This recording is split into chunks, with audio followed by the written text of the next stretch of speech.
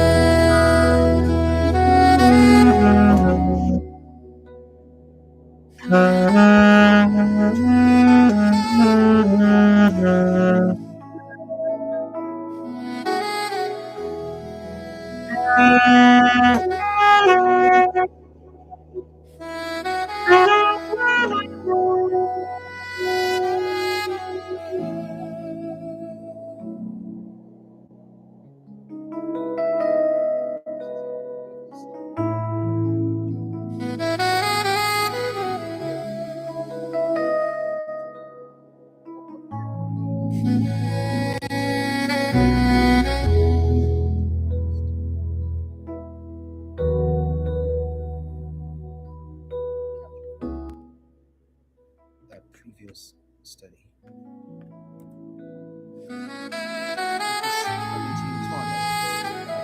Life is in the blood, and that blood belongs to the Creator alone. No private altars, no mixed worship. altar for atonement. Leviticus 18 now takes that holiness and brings it into the body, the home, and the land.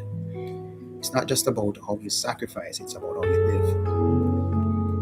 Let's read the first 5 verses. And the greatest spoke of Moses saying, Speak to the children of Israel, and say to them, I am the great Lord your Elohim. Do not do as they do in the land of Israel, where you dwell. Do not do as they do in the land of Canaan, where I bring you. Do not walk in their laws. Do not do my right rulings and guard my laws. Walk in them. I am the Creator your Elohim. You shall guard my laws and my right rulings, which a man does, lives by them. I am the Creator. So that's the caution. Do not do what Egypt or Israel, Canaan does. They were to simply live by the statutes and the judgments of the Creator. So we see that we are instructed to go by the judgments and the statutes, and if you do the statutes of the Creator, you shall live by them. With holiness, it begins with refusing to follow the nations, what others do. Do not follow the idolaters. Do not follow their past or their future culture, because for them that is normal. Imagine Israel in the wilderness with Egypt behind and Canaan ahead of them. Both cultures have their own sexual ethics, their religious practices, their social norms. The Torah says, don't copy either. Don't copy where you're coming from. Don't copy the people that you're going to be around. Live by my pattern, says the Creator. So holiness starts with one question. Who is shaping my pattern? Is it the Creator or the culture around me? Leviticus 18 opens by saying, what you believe. It's a distinct way of when both your past and your future cultures pressure you to conform. Egypt behind you, Canaan ahead. Both shout, be like us. Leviticus 18 begins with, do not walk in their ways, walk in mine and live. Holiness in Leviticus 18 isn't right. Your life patterns cannot be copied.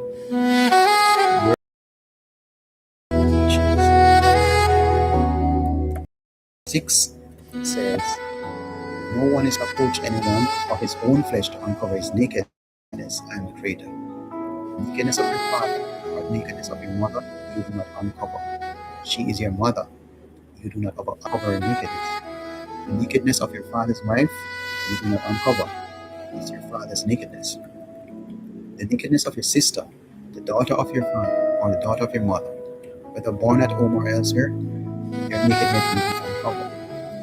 The nakedness of your son's daughter or your daughter's daughter, your nakedness you do not uncover. Theirs is your own nakedness.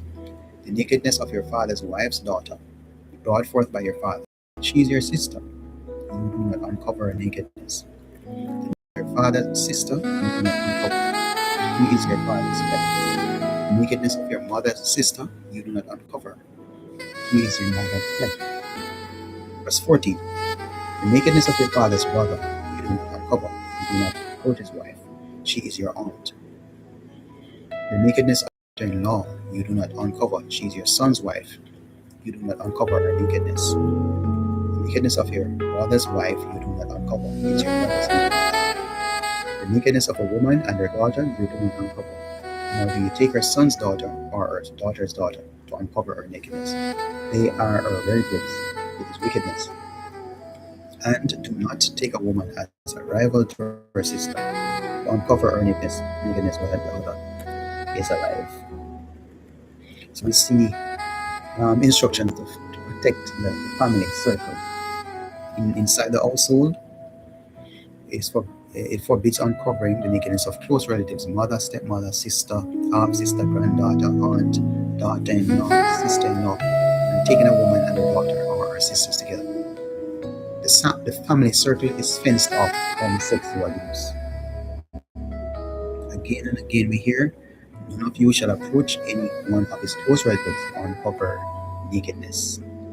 Many ancient cultures, including Egypt and Canaan, turned family closeness into an opportunity for hidden abuse. Leviticus 18 flips the script. Closeness in kinship is meant for protection, not for permission. Think of a man who feels attraction toward a relative on his roof. In Egypt or Canaan, people might whisper but look away. In Torah, the Creator says no. Your closeness is for honor and safety, not for possession. Real life protects vulnerable people in the family instead of using their closeness for secret gratification. Leviticus 18 turns the home from a secret hunting ground into a sanctuary where every relative's body is safe from your desire.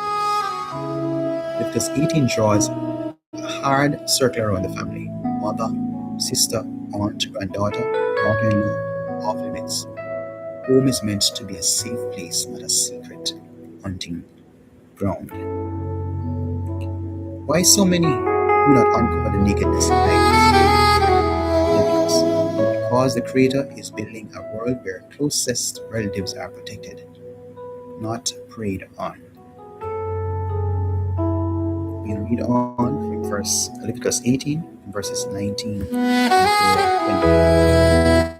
Do not approach a woman of uncover her nakedness in her monthly separation of unclean, and do not have intercourse with the wife of your neighbor, to defile yourself with her, and do not give any of your offspring to Molech, and do not profane the name of your Elohim. I am the Creator. And do not lie with a male as with a woman. It is an abomination. And do not have intercourse with any beast, to defile yourself with it. And a woman does not stand before a beast to mate with it. It is a perversion. Forbids sex. So having read Leviticus 18, it forbids sex, sensual impurity, adultery with a neighbor's wife, child is sacrificed to Molech, male to male sex, and bestiality. The body, marriage, children, and even animals are placed under the Creator's control. These are not random restrictions. They are the exact practices that filled the land before Israel arrived. For example, a man pressured to have an affair, to sacrifice a child for success, or to experiment sexually is reminded. These are acts that brought Canaan. The covenant people do not follow this in our own techniques. Marriage bed, child's life, and even animals must be treated with reverence for the Creator, not as tools of. And there's a deeper meaning in this. Leviticus 18 insists that holiness is embodied. Covenant faithfulness shows up in what we do in our power, in the most vulnerable lives entrusted to us. Leviticus 18 puts a fence around the bed, the child, and even the animals. Desire is not the king, the Creator is.